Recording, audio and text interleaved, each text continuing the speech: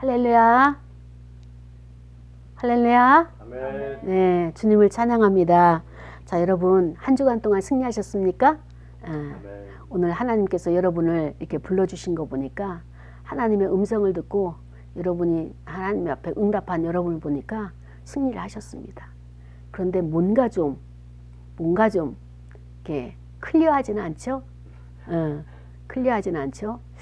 자, 여러분이 일주일 동안에 어떻게 생활을 하셨는지 생활 가운데서 저 또한 일주일 동안에 하나님께서 이렇게 저에게 간섭하시는 그 하나님을 만나게 되었습니다. 저희 노예의 목사님들이 많으시죠. 근데 이제 그 중에서 몇몇 목사님들이 이제 그 개청 연수가 비슷하고 하니까 좀 이렇게 그 관계망을 가지고 있어요.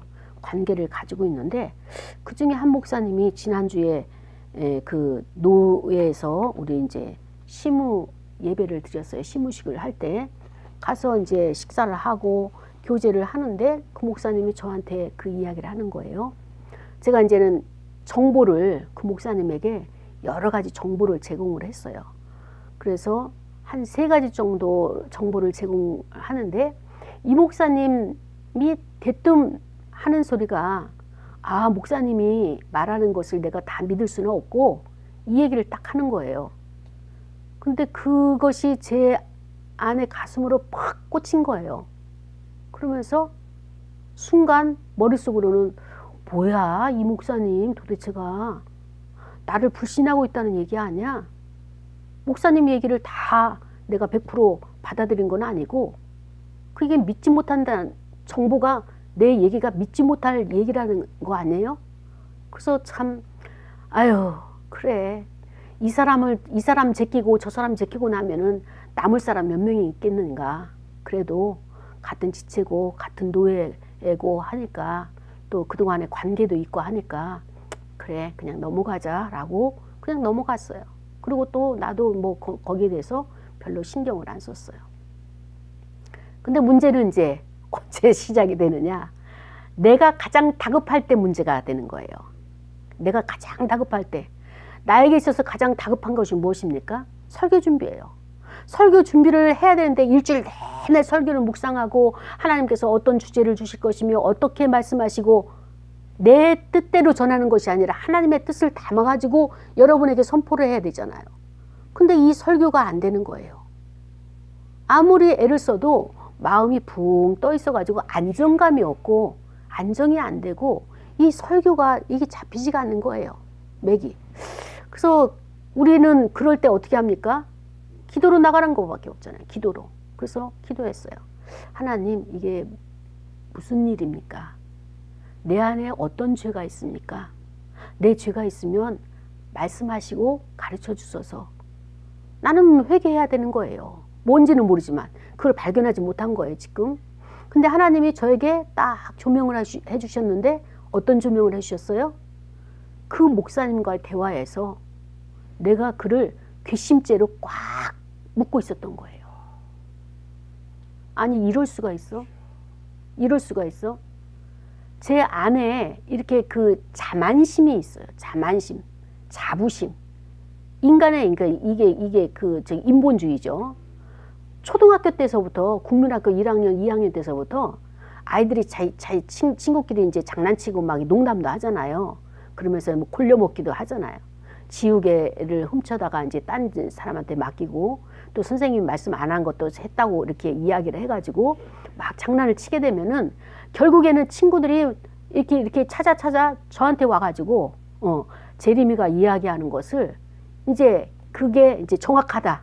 거짓말 안 한다. 이제 어린아이 때는 쟤는 거짓말 안 치는 애야. 이제 이렇게 이야기를 하잖아요.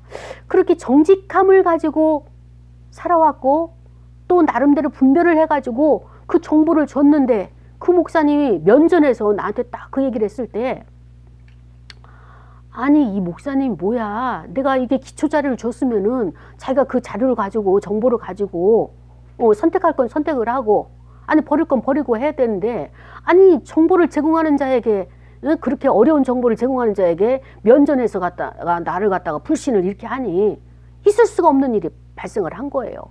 그런데 하나님이 그것을 딱 지적을 하시는 거예요. 그래가지고 제가 이제 어떻게 했겠습니까? 회개를 해야 되겠죠. 하나님, 나는 지금 그게 이해가 안 되지만 그 목사님을 용서하고 그 목사님을 내가 놓아주고, 어떻게 그 목사님이 나에게 대해서 그동안에 많은 정보를 줬는데도 불구하고 나는 관계를 유지하기 위해서, 관계를 깨뜨리지 않기 위해서 이렇게 했음에도 불구하고 그 목사님 나의 면전에서 나에게 그렇게 공격을 했음에도 불구하고 나는 참았어요. 그냥 그걸 넘겼어요.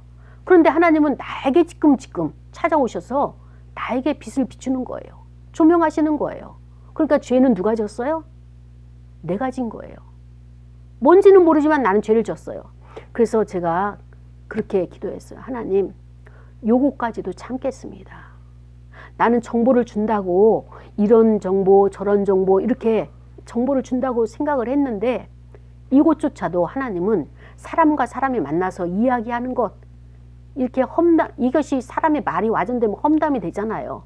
그 사람을 잘못 판단해가지고 말 전달한다면 이것 또한 험담이란 말이죠. 그래서 요거까지도 하나님께서 기뻐하지 않는다면 나 내려놓겠습니다. 그리고 철저하게 제가 회개를 했어요. 그래야지 내가 이 설교가 당장 급한 이 설교를 준비할 수 있으니까. 그래서 아주 철저하게 회개를 하고, 그러고 나서 이제 마음이 안정이 돼가지고 그때부터 이제 설교를 이렇게 쭉 이제 한 거예요. 준비를 한 거예요. 그랬는데 오늘 아침에 와가지고 하나님이 거기에 대해서 딱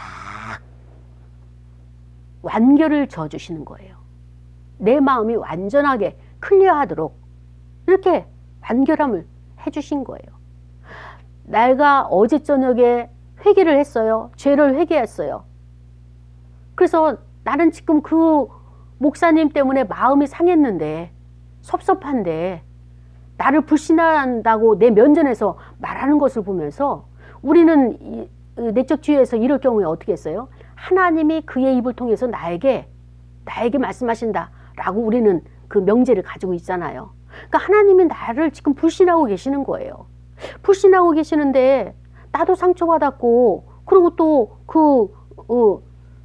목사님도 언젠가는 나에게서 상처를 받았기 때문에 내 면전에서 그런 얘기를 할 거 아니겠어요. 그렇죠?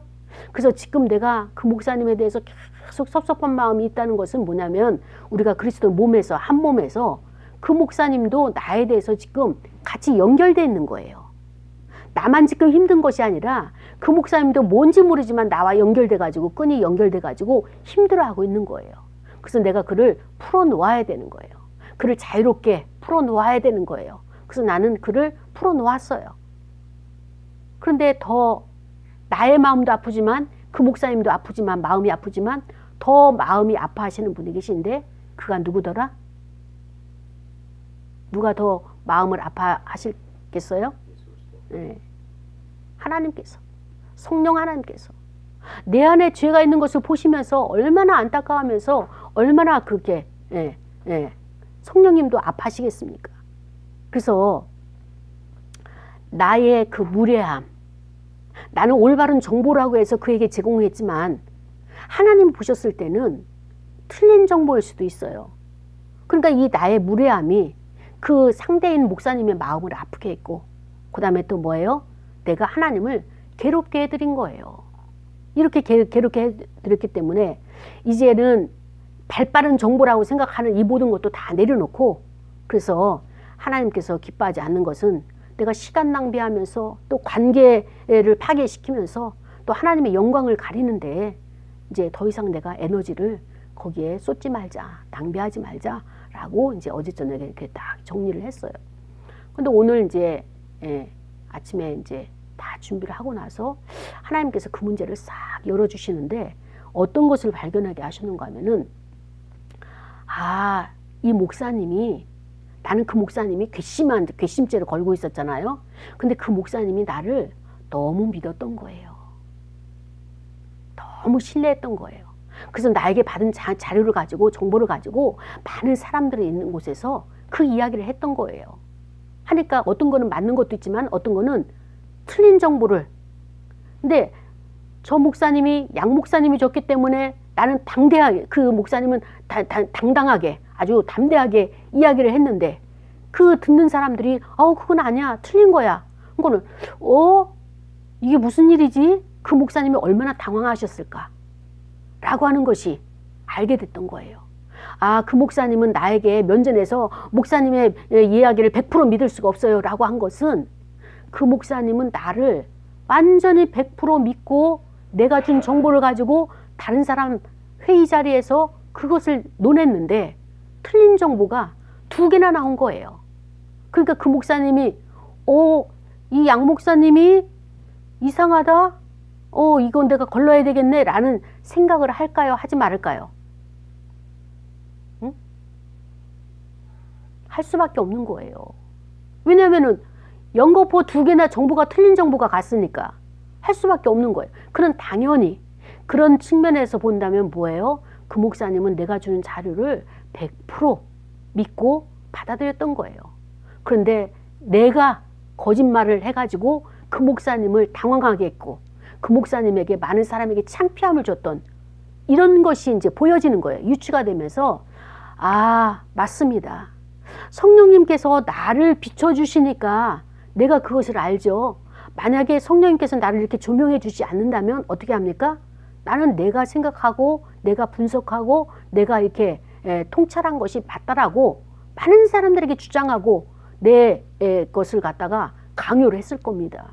근데 하나님께서는 그것조차도 나에게 허락지 아니하시고 그렇다면 나는 더 절제하리라.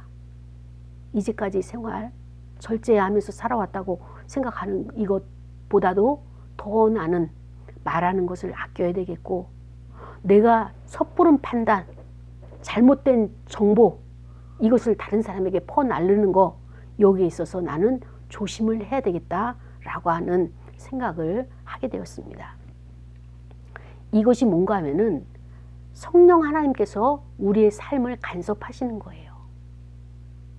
내가 잘못된 생각을 하게 되면 아니야 분명히 메시지가 있습니다.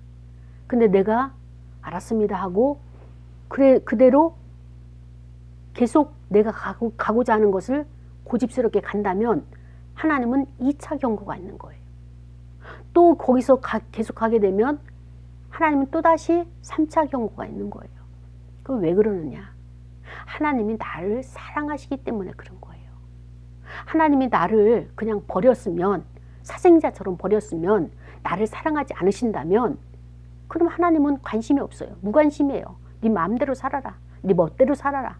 그러나 하나님은 우리를 사생자처럼 버린 것이 아니라 그와 같이 우리를 갖다가 소외시키는 것이 아니라 사랑하는 딸이고 사랑하는 아들이고 사랑하는 자녀이기 때문에 하나님께서는 우리의 생활 하나하나를 간섭하시는 거예요.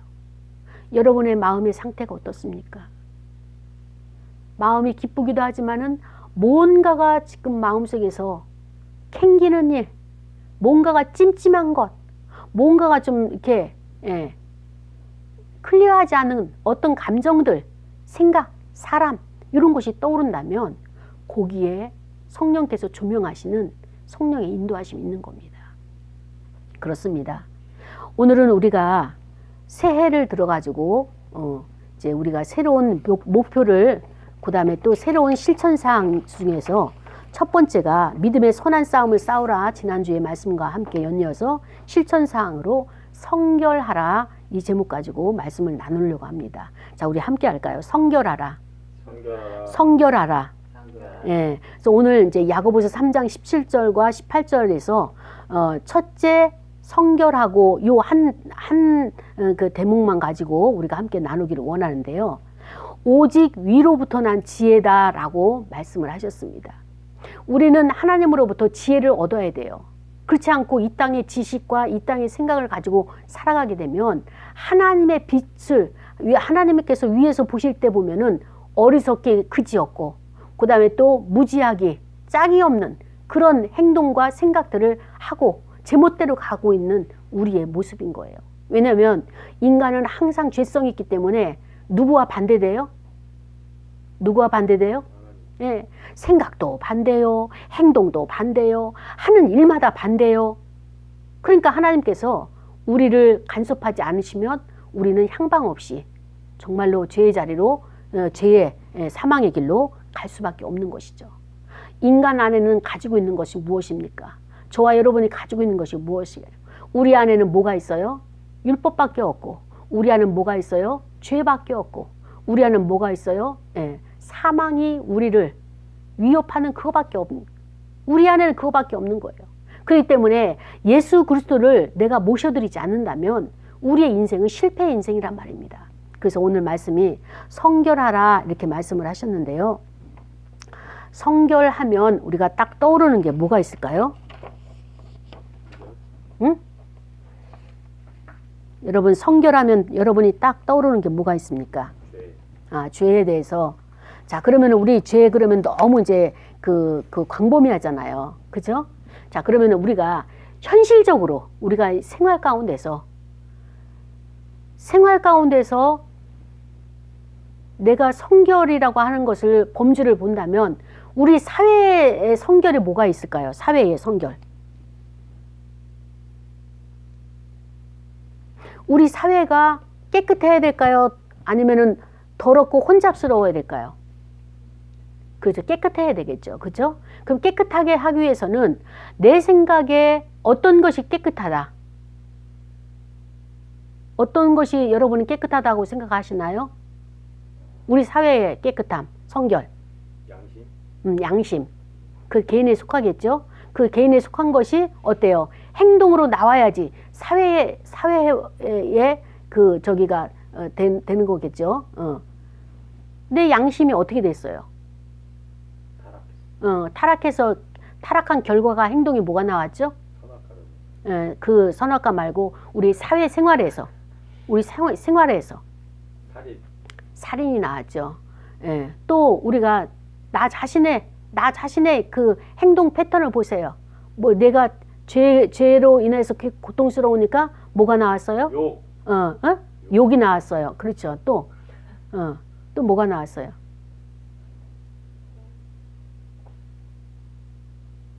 많잖아요. 여러분 없나요? 저만 많은가요? 여러분들 보면은 분노도 있고 짜증도 있고 신경질도 있고 그 다음에 무기력도 있고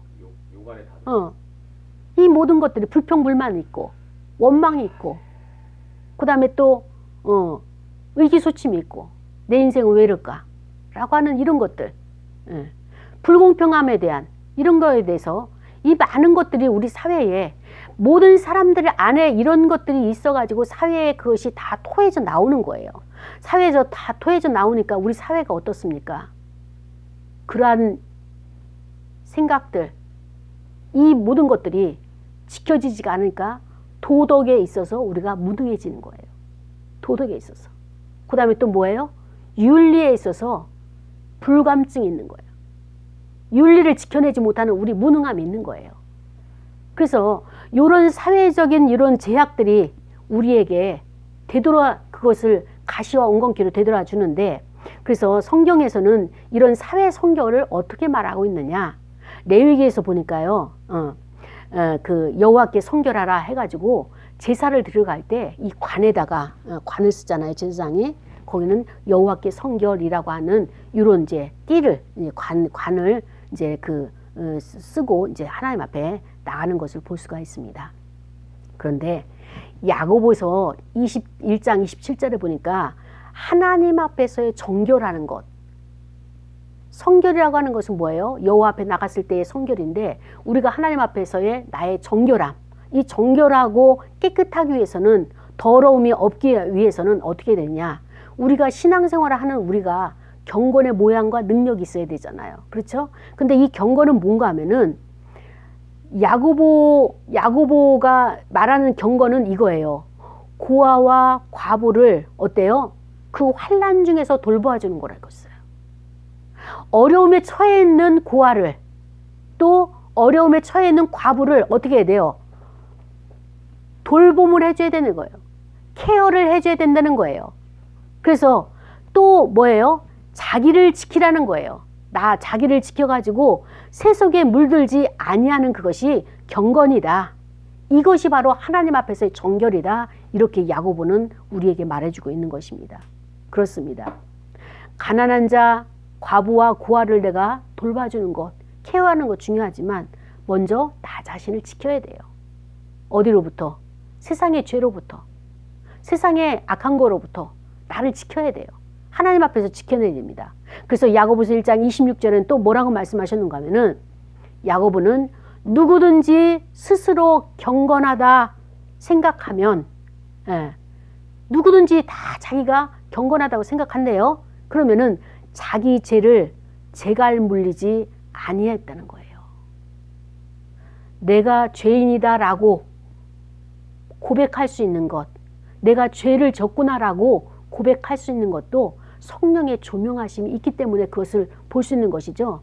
그조차 없게 되면 어때요? 나는 의인이야. 나는 죄진 거 없어. 나처럼 살기만 하라고 그래. 난 법 없이도 살 수 있는 사람이야. 라고 말하는 이것이 무엇입니까? 자기가 스스로 경건하다고 생각하는 사람이잖아요. 이런 사람들이 자기 죄를 어때요? 재갈을 물리고 있다는 거예요. 재갈을. 그래서 자기 마음을 속이고 있어요. 나는 죄가 없다라고 자기 마음을 속이고 있어요. 그래서 이 사람의 경건은 헛된 것이다 라고 야고보는 말하고 있는 것입니다. 그렇습니다. 우리가 이 성결이라고 하는, 이 성결하라고 하는 그 영역을 우리가 한번 생각을 해봅시다. 성결하라고 하는 이 영역에 있어서는 우리가 먼저 인간의 구조에 있어서 영의 영역이 있어요. 영의 영역. 그래서 이 영의 성결을 위해서는 어떻게 되냐? 우리는 이걸 인정해야 돼요. 무엇을 인정해야 되는가 하면은 나를 인정하는데 내가 어떤 사람인가를 인정하느냐? 바로 죄로부터 나는 무능한 자다. 여러분 죄 이길 수 있어요? 아닙니다. 하나님이 분명히 죄가 저 문에 들어오게 되면은 그것을 잡으라고 말씀을 하셨어요. 그러니까 죄를 이길 수 있는 권세를 우리에게 주었어요. 근데 지금 우리의 상태는 어떻습니까? 죄의 모양만 봐도 어때요? 거기에 그냥 엎어지는 거예요. 예. 너무나 달콤하기 때문에 그거 뭐 나의 외로움을 이렇게 그 건져줄 자가 적은 것 같아서 우리는 거기에 엎어지고 마는 거예요. 넘어지고 마는 거예요. 그리고 내가 죄가 넘어졌는지도 모르고, 그러니까 아까 스스로가 뭐예요? 자기 마음을 속이고 있는 이런 자기가 자기 죄를 재갈 물리고 있는 이런 우리가 삶을 살아가고 있는 모습을 이 영적인 성결에서 나타나고 있는 거예요. 죄로부터의 무능한 나를 보는 거예요. 아까도 이야기했잖아요. 나의 마음속에는 뭐가 있어요? 내 안에는 뭐가 있어요? 율법만 있어요. 남을 정죄하는. 당신은 이 성경 말씀에 이거에 의해 가지고 이렇게 잘못 살고 있습니다. 라고 하는 것은 뭐예요? 내가 그 말씀의 잣대를 가지고 남을 지금 정죄하는. 그리고 또 그 잣대는 남에게만 있으니까 나 자신에게도 율법의 잣대로 나를 가혹하게, 나를 옥죄고 있는 거예요. 또 내 안에는 뭐가 있습니까? 죄만 있어요. 하나님은 어떻게 하면 영광 돌릴까? 어떻게 하면 하나님을 영화롭게 할까? 이런 생각은 못하고 그 죄가 나를 낳고 죄를 낳고 해가지고 끊임없이 죄가 나를 이끌어 가도록 내가 지금 그거를 무방비 상태로 허용하고 있단 말이죠. 이게 성결이 안 됐기 때문에, 경건이 안 됐기 때문에, 정결이 안 됐기 때문에, 거룩하지가 않기 때문에 이렇게 우리가 이렇게 눌림맞게 죄 아래서 눌리고 살고 있는 우리의 모습인 것을 보여주고 있는 것입니다. 그렇습니다. 하나님이 주신 죄를 우리가 자꾸 멀리하고 죄를 이렇게 회개하고 죄를 벗어버리려고 하는 이유 중에 하나가 뭔가 하면은 하나님이 천지 만물을 창조하시고 그 안에 담겨놓은 모든 창조물을 어떻게 합니까? 그것을 우리가 누려야 되는데 죄가 있으면 누리지는 못하는 거예요. 왜? 우리가 죄 아래 있기 때문에. 그렇기 때문에 인생에 행복이 없는 거예요. 행복이 없다는 것은 뭐예요? 만족이 없다는 것인데 그 만족은 무엇이냐? 내가 죄 아래 있기 때문에 하나님이 주신 것을 보지 못하기 때문에 내가 지금 괴로운 거예요. 이게 나의 영적인 영의 영역에서 죄의 문제를 해결하지 못했기 때문에 이렇게.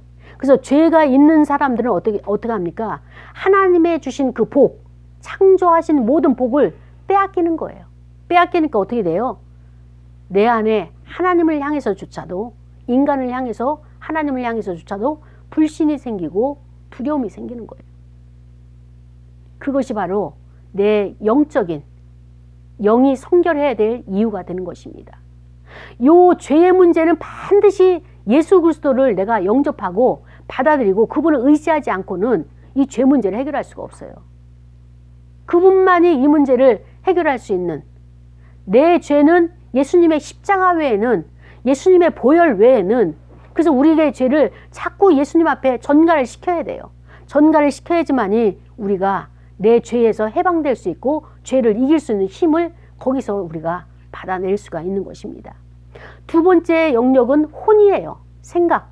아까도 우리가 이야기를 하다가 나왔는데, 우리가 혼적인 것이 무엇입니까? 아까 양심이라고 이야기했잖아요. 그래서 우리에게는 도덕적인 욕구도 있고, 그다음에 윤리적인 욕구도 있고, 많은 사람들에게 칭송받기를 원하는 것이 있어요. 그러기 위해서 우리가 발달된 것이 무엇입니까? 체면이에요. 체면치레.